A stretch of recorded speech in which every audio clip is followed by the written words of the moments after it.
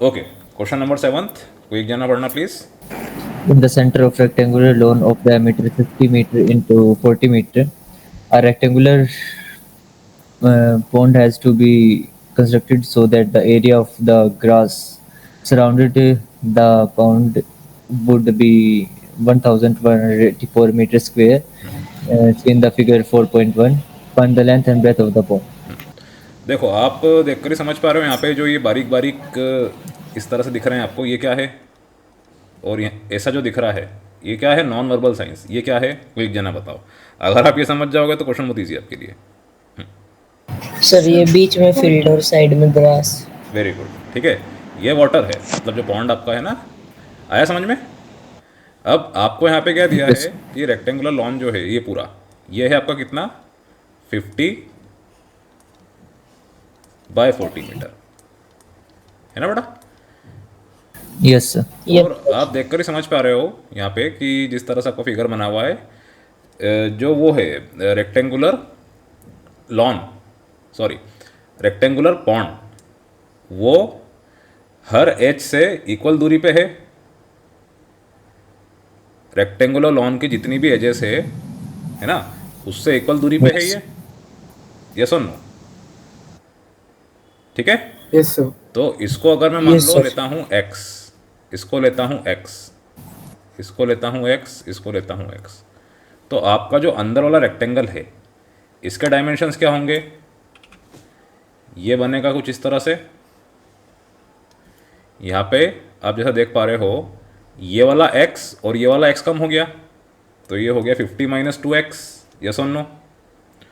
उसी तरह से ये पूरा Yes, sir. 40 यस है, सर। ये वाला x और ये वाला x कम हो गया, तो ये हो गया 40 - 2x।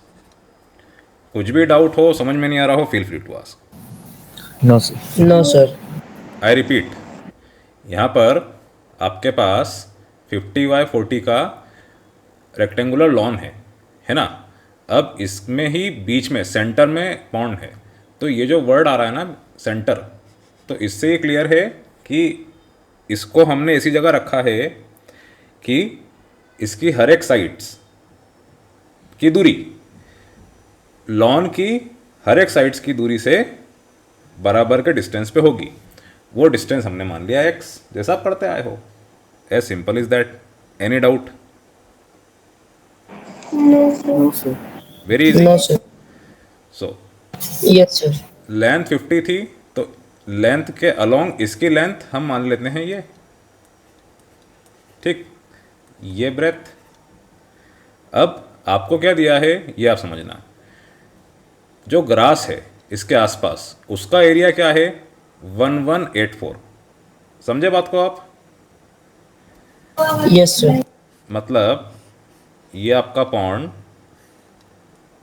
ये आपका लॉन, अब जहाँ पे मैं राइट टिक लगा रहा हूँ, ये वो है जिसका आपको एरिया दिया है, ठीक है, जो कि है आपकी ग्रास। क्लियर?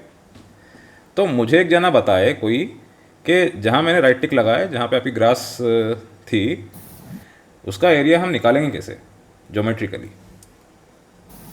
फिर टोटल एरिया में से Area of this pond. Total में से सर छोटे को माइनस कर देंगे। Very good. टोटल एरिया, या फिर आप कह दो area of lawn minus area of pond, ये आपको दे रखा है कितना बेटा? 1184। कुछ भी डाउट हो, समझ में नहीं आ रहा हो, पूछ लो। No, sir. अब ये 50 × 40 और ये minus 50 × 2x × 40 - 2x is equals to 1184/2। अब 50 और 40 तो देखो यहाँ पे देखकर ही समझ में आ रहा है कैंसिल हो जाएंगे। कैसे? ये 2000, ठीक, और ये 2000 यहाँ पे आ गया। अब ये क्या हो रहा है, पहले इसको अगर आप सॉल्व करो अंदर ही अंदर, -100 और -80, तो -180 माइनस माइनस प्लस, तो +180। Any doubt? No, sir. उसके बाद नो सर। यहाँ पर 2x माइनस का तो प्लस, फिर माइनस का फाइनली बच रहा है, तो मतलब क्या है? -4x², फिर 1184, है ना? इस तरह से आप इक्वेशन को इजीली सॉल्व कर सकते हो। अब 4x² - 180x plus 1184 is equals to 0। अब आप खुद देखिए, 180 को तो आप 4 से कैंसिल कर सकते हो 45 टाइम्स, है ना, 4 टाइम्स 45, 45 टाइम्स 4। 1184 को आप ऐसे without using pen and paper cancel कर सकते हो 4 से, 4 से नहीं तो 2 से।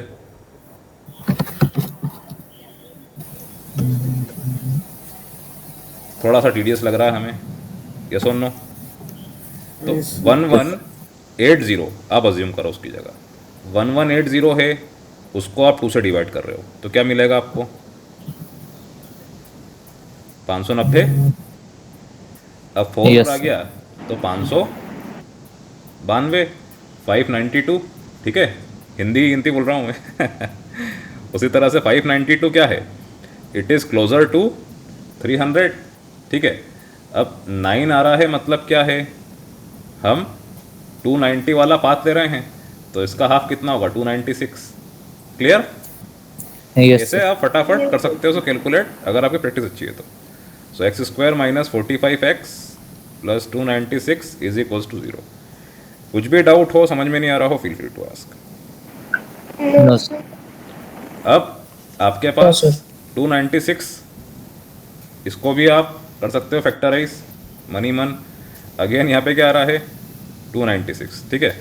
तो 2 से आपने कैंसिल करा तो 96 का हाफ मतलब 48, क्योंकि 100 को अप्रोच करता है ये, तो ये कितना हो गया? 148। फिर 2 से आपने करा तो कितना हो गया? 74। फिर 2 से करा तो कितना हो गया? 37। 37 आपका क्या प्राइम नंबर है? और आप देखो 37 और ये 8 ये मिलके 45 दे रहे हैं आपको कि नहीं, है ना? Yes, sir. So x square minus 37x minus 8x plus 296 is equals to 0 बेटा। बस अब आप कर लो इसको सॉल्व। तो x into x minus 37, x minus 37 minus 8 is equals to 0। तो x is equals to 8, x is equals to 37, है ना? अब क्या 37 और 8 ये दोनों वैल्यू x की हम ले सकते हैं, या इसमें से कोई सी एक वैल्यू इग्नोर कर सकते हैं? अगर हाँ तो कौन सी? अभी मैंने इतना ही लिखा है, अब आप देख के मुझे बताओ without using pen and paper. देखो और मुझे बताओ 37 और 8 में से कौन सी वैल्यू हमें इग्नोर करना है और क्यों? सर अगर हम 37 की वैल्यू पुट करेंगे x में तो फिर ये ब्रेथ बड़ी आ जाएगी। एग्जैक्टली 50 माइनस 2x और 40 माइनस 2x, है ना? अगर इसमें आपने 37 पुट किया तो 50 माइनस 2 इंटू 37 ये आ जाएगा नेगेटिव, ठीक है, जो कि पॉसिबल नहीं है। इसीलिए आपको x की वैल्यू 8 लेना होगी, है ना? आपके डायमेंशंस नेगेटिव आ जाएंगे, ये है इसका सही answer. Okay, Yes, sir. So x is equals to 37 not possible, क्योंकि हमें ये नेगेटिव मिल जाएगा, ऐसा आप लिख देना। Therefore x is equals to 8, ठीक। अब x is Yes. Equals to 8 जब आपने किया तो क्या मिल रहा है आपको? पॉन्ड के डायमेंशंस क्या मिल रहे हैं? 50 माइनस 2x, दूसरा 40 माइनस 2x। ओके बेटा, so 50 minus 16 that is 34 metre और 40 minus 16 that is 24 metre. So 34 metre 24 metre, ये दोनों इसके आंसर्स हैं। कुछ भी डाउट हो, समझ में नहीं आ रहा हो, feel free to ask. No, sir. No sir करिए इसका नोट डाउन।